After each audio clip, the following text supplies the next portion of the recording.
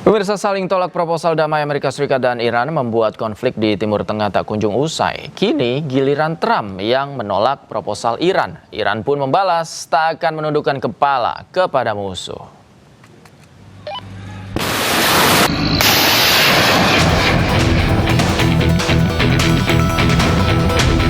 Amerika Serikat lagi-lagi menolak balasan dari Iran atas proposal Amerika Serikat Minggu 10 Mei untuk kesepakatan damai.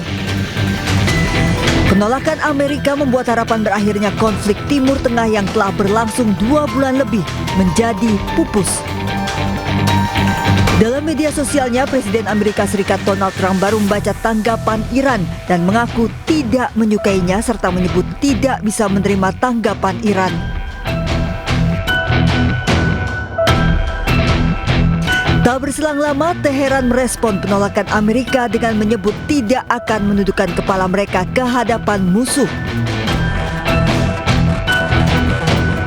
Melalui kantor media penyiaran pemerintah Iran, Islamic Republic of Iran Broadcasting (IRIB), pemerintah Iran merilis apa saja tanggapan mereka terhadap proposal Amerika Serikat.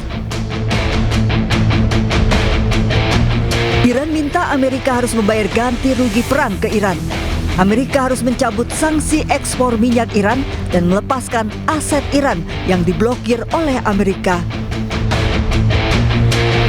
1 bulan gencatan senjata, namun ketegangan Amerika dan Iran tak mereda. Tekanan terhadap Amerika untuk akhiri perang juga meningkat menyusul ancaman krisis global akibat perang. Trump pun berencana mengunjungi Cina pekan ini sebagai bagian upaya penyelesaian konflik Timur Tengah. Kondisi pemimpin tertinggi Iran, Mojtaba Khamenei, terus membaik. Mojtaba pun telah memberikan perintah kepada pasukannya untuk tidak menyerah kepada lawannya.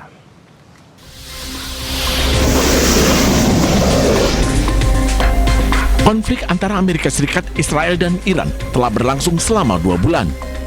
Pulihnya pemimpin tertinggi Iran yang baru, Mojtaba Khomeini, membuat kondisi di Timur Tengah semakin memanas. Sejumlah media di Iran mengabarkan setelah pulih, Mojtaba menggelar rapat. Kepastian pulihnya Mojtaba juga dikonfirmasi Presiden Iran, Masoud Pezeshkian. ما خدمت رهبر عزیزم رسیدیم. نزدیک 2 ساعت و نیم هم خدمتشون گفتگو داشتیم. اولا باید خدمت شما بگم نگاه ایشون، نوع برخورد ایشون واقعا یه انسانی بود صمیمی و متواضعانه. از یه رهبر آدم یه چنین برخوردی به آدم بکنه. Rencananya, Mojtaba akan segera muncul ke publik untuk menyampaikan pidato perdananya. Informasi ini sekaligus menepis klaim Amerika Serikat yang menyatakan Iran sudah tidak memiliki pemimpin lagi. Perdana Menteri Israel Benjamin Netanyahu juga meyakini pemimpin tertinggi Iran, Mojtaba Khamenei, masih hidup meski kondisinya belum diketahui dengan pasti. Namun Netanyahu menyebut kekuasaan Mojtaba tidak sebesar ayahnya. Yeah, if you ask me what his condition is, first of all, if you ask me if he's alive, I think he is alive. What his condition is, it's hard to say. You know, he's holed up in some bunker or in some secret place, and he's. I think he's trying to exert his authority. I don't think he has the same authority that his father, the Ayatollah Khamenei, had. I don't think so. That's also creating the disruptions in that regime. Sementara itu, pemirsa, Presiden Amerika Serikat Donald Trump menegaskan militer Iran telah kalah. Trump juga mengklaim Iran sudah memiliki pemimpin lagi. Pernyataan ini disampaikan dalam wawancaranya di salah satu media di Amerika Serikat. Well, they're militarily defeated. In their own minds, maybe they don't know that, but I think they do because I deal with them. And we cannot ever let Iran have a nuclear weapon. But they are militarily defeated. They have no navy. They have no air force. They have no anti-aircraft weaponry. They have no radar. They have no leaders. Their leaders are gone.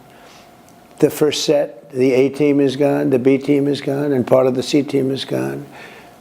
But I think we're dealing with people that have a certain power.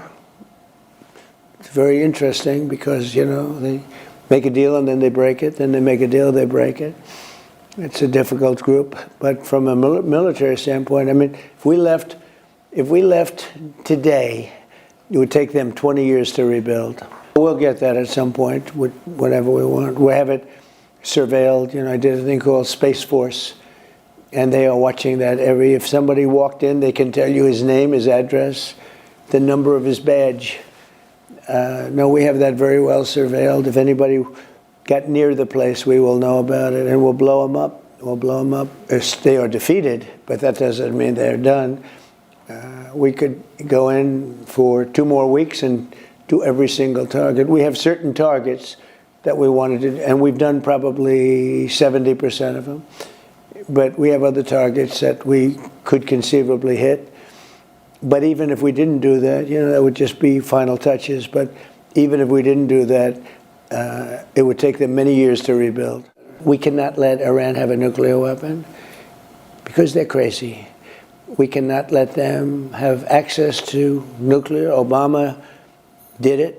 If I didn't terminate the Iran nuclear deal, they would have had it, and they would have used it on Israel and the Middle East right now, and maybe beyond. They actually had rockets that you saw that the other day that could reach Europe.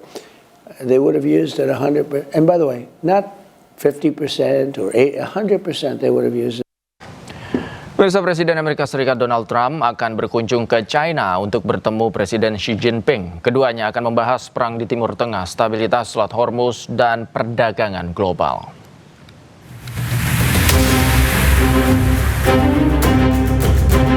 Presiden Amerika Serikat Donald Trump akan berkunjung ke China.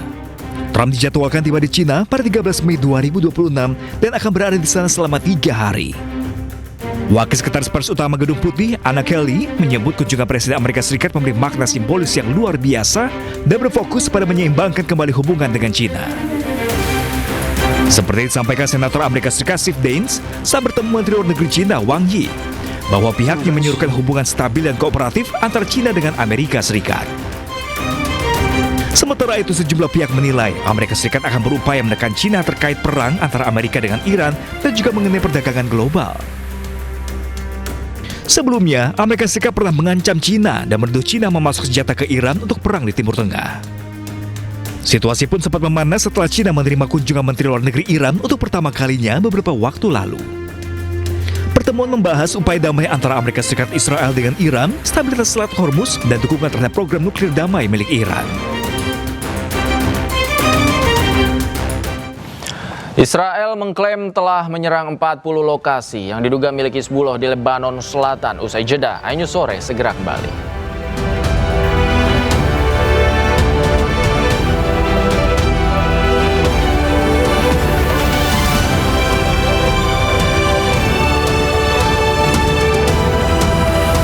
Saya Davi Pratama. Pemirsa, kita awali iNews Sore hari ini dengan informasi Uni Emirat Arab kembali menjadi target serangan. Kali ini 2 drone menyerang fasilitas militer Amerika Serikat di sejumlah lokasi.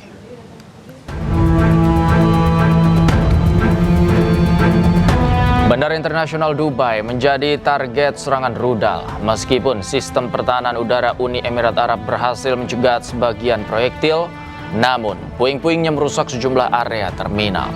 4 staf bandara terluka akibat serangan ini. Tak hanya bandara, serangan drone juga menyasar sebuah kapal kargo yang berlayar dari Abu Dhabi menuju Qatar. Kapal ini diserang di timur laut pelabuhan Mesalit. Pemerintah Uni Emirat Arab mengecam aksi ini dan menyebutnya sebagai tindakan terorisme.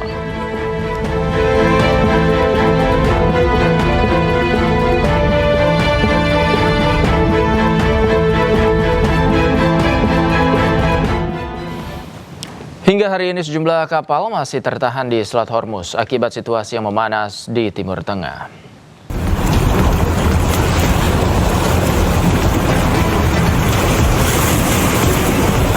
Akibat belum adanya kesepakatan antara Iran dan Amerika, Selat Hormuz masih dipadati oleh sejumlah kapal dari berbagai negara.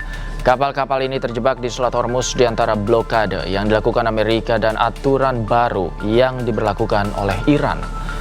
Iran dilaporkan tengah memaksakan kapal yang melewati Selat Hormuz untuk menuruti peraturan baru, dan mereka beresiko diserang jika tak mematuhi peraturan baru tersebut.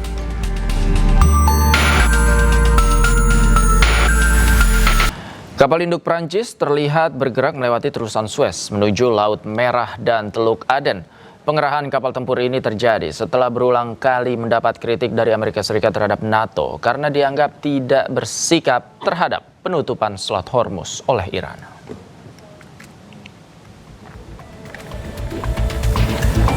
Prancis mengerahkan kapal induk bertenaga nuklir Charles de Gaulle menuju Laut Merah.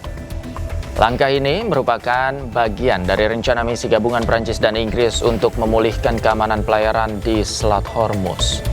Kedatangan kapal induk Prancis ini didampingi dengan beberapa kapal tempur pendukung serta 1 kapal selam.